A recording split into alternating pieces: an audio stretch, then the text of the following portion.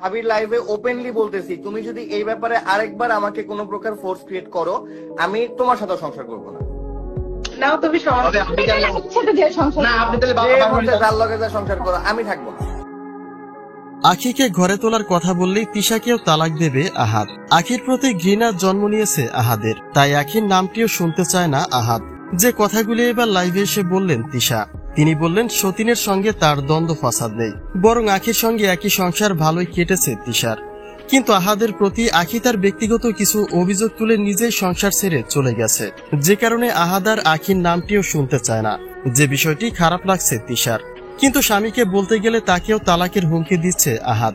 তবে তিশার এই কথাগুলি ঠিক কতটাই গ্রহণযোগ্য, যে বিষয়টি নিয়েই একটা চর্চা চলছে গণমাধ্যমে।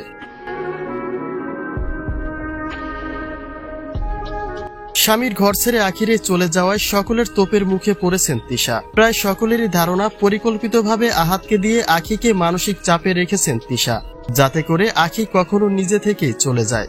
আর ঘটেছেও ঠিক তাই।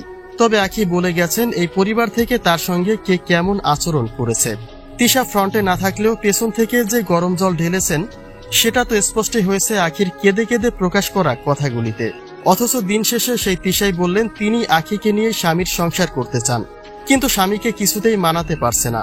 আখির কথা বলতে গেলে আহাদ তাকেও তালাকের হুমকি দিচ্ছে।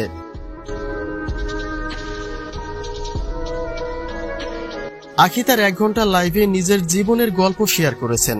তিনি বলেছেন তারই সামনে আহাদ শুধু তিশাকেই আদর করে, আখির দিকে ঘুরেও তাকায় না। আখির প্রতি স্বামী হিসেবে সকল প্রকারের দায়িত্ব তুলে নিয়েছে আহাদ। অথচ আহাদ তো এমন ছিল না।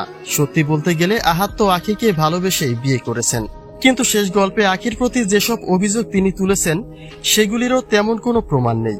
তিশাও বলেছে সে আখির সঙ্গে একই ফ্ল্যাটে আর থাকতে চায় না। অথচ আখি চলে যাওয়ার পরে আবার তিনিই বললেন তার স্বামীকে বোঝাতে গেলে আহাদ তাকেই তালাক দিতে চায়।